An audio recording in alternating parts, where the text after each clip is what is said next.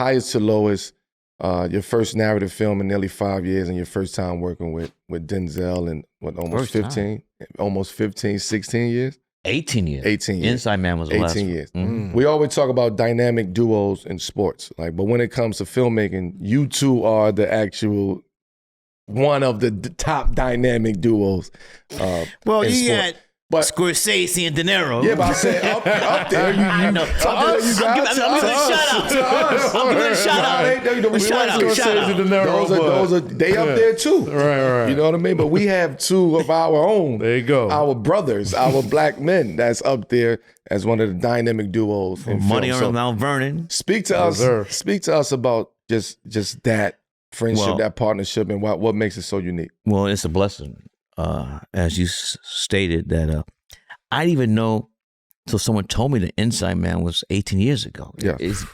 Time flies. But in order, Mo Better Blues, Malcolm X, He Got Game, Inside Man. And this new film, the fifth film, is entitled Highest to Lowest. It's a reinterpretation, not a remake, of the great Japanese film by the great Japanese filmmaker Akira Kurosawa. It's about a kidnapping.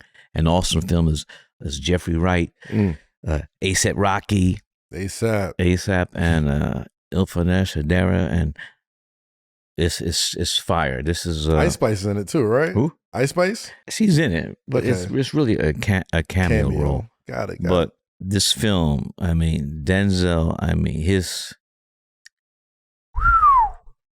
he in this film he plays a music mogul. Has the best known as having the best ears in the business. And there's a kidnapping. It's a true story? No, it's not a true story, but it's from a novel written by an American, but the Kurosawa, they adapted it first. So this is action-packed, nail-biter, funny AF. And Denzel, have you seen Othello yet on Broadway? Absolutely. I'm just blessed to work with one of the greatest actors ever.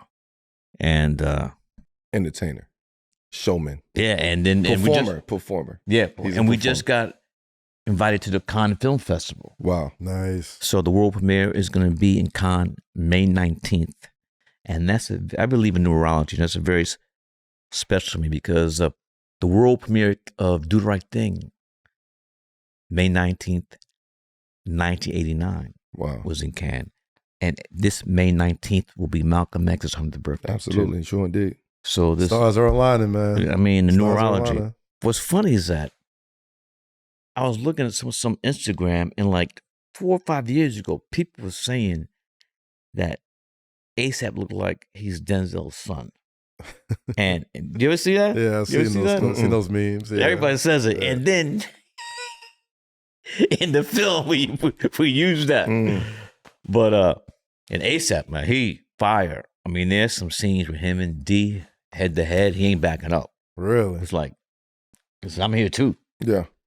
So very, very happy with the way the film turned out and looking forward to share it with the world.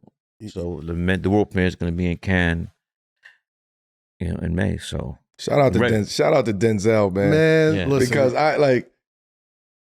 I'm a fan, you know what I mean? I watch and I see how he move, and you watch certain people, movements and energy and artists, athletes, just in general, right? You watch it, you know what I mean? Especially the ones you respect, in their craft, right?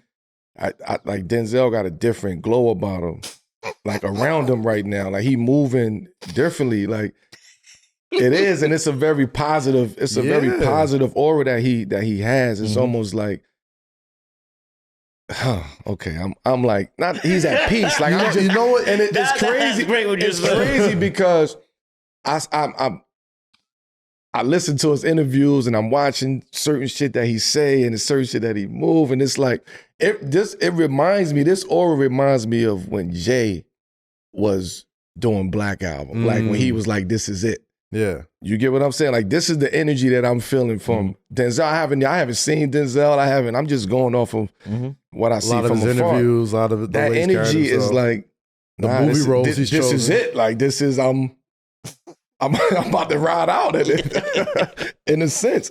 He probably got a couple more films left. Like the way he talks. That's the energy. Like, that's the energy. Yeah, like I seen a few interviews with Denzel where he's basically like, for as an accomplished actor as he is, he's not really a quote unquote movie buff, right?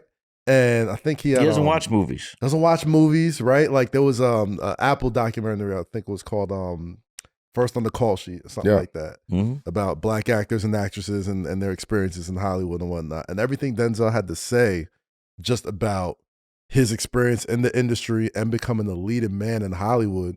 I mean, you were at the very beginning of all of that, you know, and now many years later, you're still making films together. I read some of those interviews, and the way he talks, and I was like, I'm beginning to see the end of me being in front of the camera or on stage. And Denzel and I, our relationship, you know, we don't hang out. You know, but when we see each other, right back in pocket. It's like it could be like 3-4 years. I mean, the last film we worked before this film was Inside Man, and when someone told me I was 18 years old, I said, "What? I didn't believe it." Yesterday. I didn't believe it. But you know what I'm talking about. You know, when you're vibing with somebody, they've got to be in your face every minute. That's a fact. Right or wrong? When it's real, it's real. There you go. It's fact. Feel me? I felt it, though. You know, it's, you feel it, you see it. You know what I'm saying? Because you got nothing to prove anymore. I've been in that space before. So to recognize that space, it's like, oh, okay, like I see it. You know, you can see it in the acting. You watch Gladiator 2, like he tapped into something different. In Gladiator 2. Othello, you tapped into something totally different. He went back home on Othello, like that's theater. That's what he do. Like that shit is that's the bread and butter. Yeah, he says, I'm not a film actor. He says, I'm a stage actor. I'm a stage actor. Yeah, like that's theater. That's totally different. That's hard as shit. that's like NBA basketball and 1-on-1. Like, you know what I'm saying? Like you 1v1 over there. No, once you're on stage, no cuts. It's 5-on-5 and then it's 1-on-1 with theater. But is there a certain level of comfort though of working with Denzel where you know that you have this history of incredible films and even on set you're just like, yeah, we got another one. This one's going to be just as good as the first one. For me, we still got work to do, you know, with the overall thing. But you just gotta. Denzel's an actor. I mean, you know, if I see something, I'm gonna go up to him. But you know, most of the time, I'm not gonna like. Denzel, Plus, he wouldn't let me do that anyway. You know, we the stuff we have to do is done rehearsal. In rehearsrsal, where we had to read through the script, and then we had the individual rehearsals with the actors with. That's where we do the work. But once we're on set, you know, that's the game. We're going. The rehearsal is practice. We're going. And so, rehearsal, that's the important part. So we got to make sure that we're both on the same page. And if we're not, we work that shit out before. You can't do that on the set. You work it out in the locker room.